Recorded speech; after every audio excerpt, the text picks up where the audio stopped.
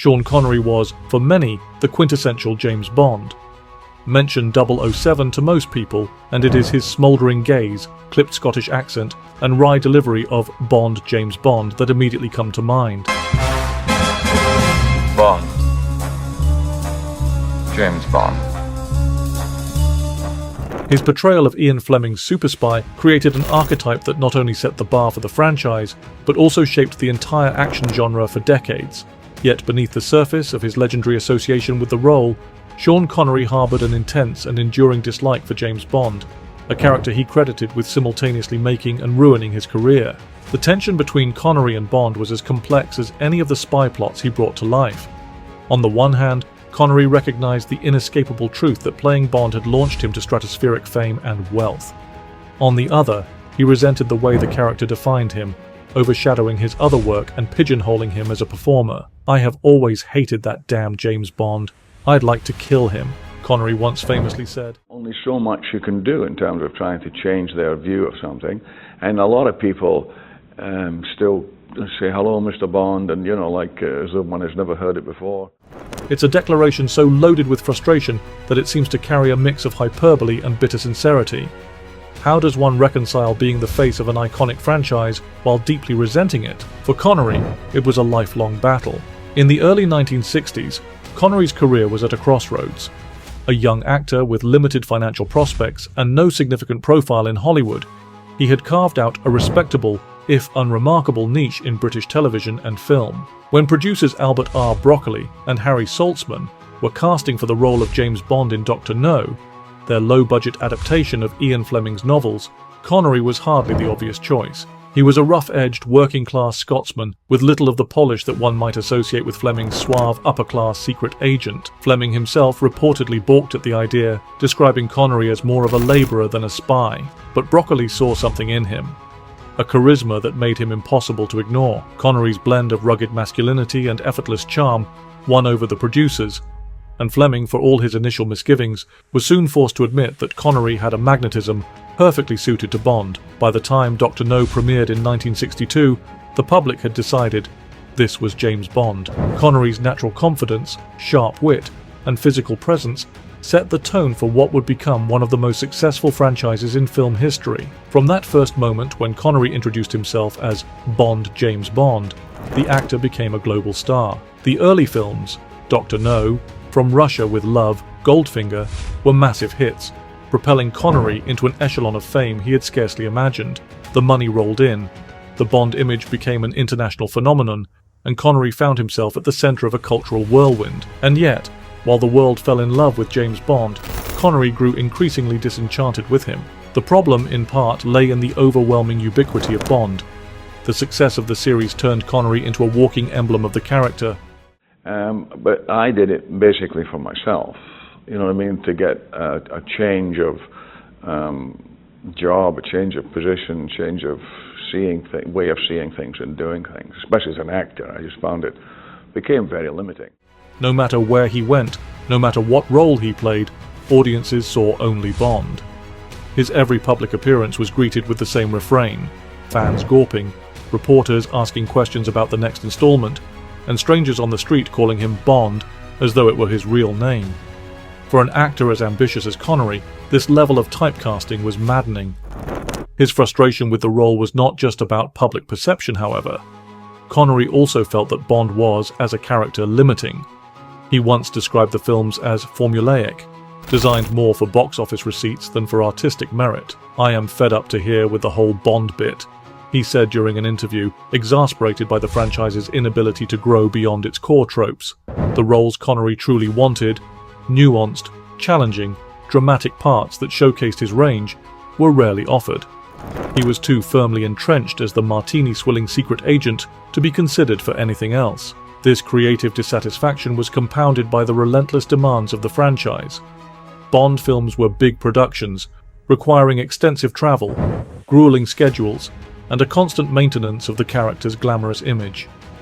Connery grew to despise the intrusion it made on his personal life. The media attention was relentless, the public obsession over his private affairs exhausting. The actor, known for his guarded nature and fiercely private personality, struggled under the weight of such scrutiny. "It's wearing and very boring," he admitted, summing up his exasperation with the machine that had been built around him. Perhaps most galling for Connery was the way Bond's enormous success seemed to stifle any recognition of his broader talent. Close friend and fellow actor Michael Caine once remarked on the extent to which Connery's identity had been subsumed by Bond. He was and is a much better actor than just playing James Bond, but he became synonymous with Bond. He'd be walking down the street, and people would say, "Look, there's James Bond." That was particularly upsetting to him. I can't dismiss the period because it was over a period of, it's nearly 30 years now.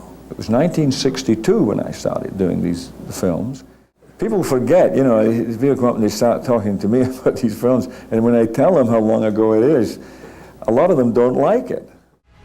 Even as Connery delivered acclaimed performances in films like The Hill and The Man Who Would Be King, he found that the spectre of Bond overshadowed everything else. For Connery, the breaking point came in the late 1960s. After 5 Bond films in quick succession, he announced his decision to step away from the franchise. The role had become, in his words, an albatross around his neck, and he was eager to explore other opportunities. His replacement, George Lazenby, famously lasted only 1 film before Connery was lured back with a hefty payday for Diamonds Are Forever. But the return was bittersweet.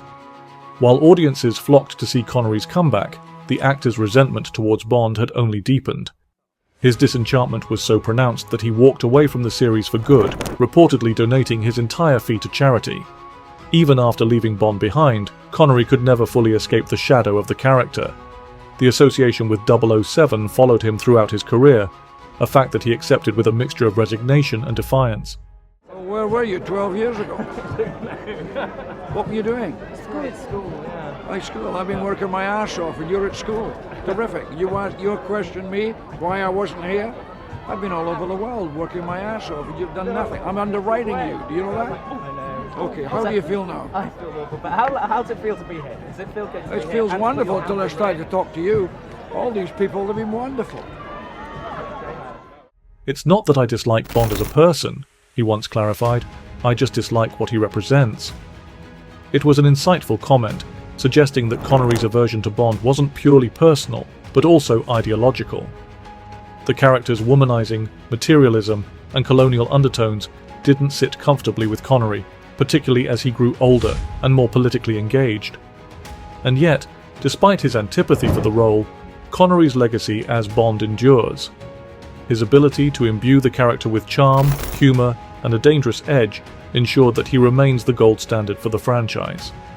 Even his successors, from Roger Moore to Daniel Craig, have found themselves compared to Connery, their performances measured against the template he created. Daniel Craig, in particular, has spoken about the pressures of being Bond in a way that echoes Connery's struggles. You know, look, I mean, for me, Sean Connery defined the role, so he's always going to be someone I look towards especially when I started this, and Dr. No and From Russia with Love are 2 of my favourite films. So, yeah, I mean, he's an influence for sure. As are many other sort of actors in my life, anyway. Like Connery, Craig has wrestled with the all-consuming nature of the role, the intense media scrutiny, and the challenge of breaking free from the character's grip. Lots of people were not happy about me playing Bond when I first got the role. But unlike Connery, Craig has embraced the legacy of Bond, finding a way to use the role as a platform for reinvention. It's a lesson that Connery perhaps could never fully learn. It's like an old adage, but you can only control the things you can control, and that's nothing. There's nothing you can do. It's sort of kind of like major bullying. It's like, or whatever it is, you've got to just basically block it out and get on with your business. Yeah. And do your job, do the best you can, and then, that's it really. I mean, it's a ride. I mean, Pierce Brosnan said it to me, and I went and saw him when I just got the part, and he was brilliant. He just said, "Just enjoy the ride, just enjoy it." Ultimately, Connery's relationship with Bond was a paradox. The role made him an icon, yet it also became a burden he spent much of his life trying to cast off. Bond gave him fame, fortune, and influence, but it also denied him the artistic freedom he craved. And while Connery's disdain for the character was palpable, his performance remains a towering achievement. For all his efforts to escape Bond, Connery's name will forever be linked with 007, a legacy as inescapable as it is enduring. In the end, it's difficult to say whether Connery ever truly came to terms with the role that defined him. Perhaps the most fitting tribute to his complicated legacy is the fact that even now, half a decade after his passing, the debate over the greatest Bond almost always begins and ends with Sean Connery. It's a legacy he may not have chosen, but it's one he undeniably earned.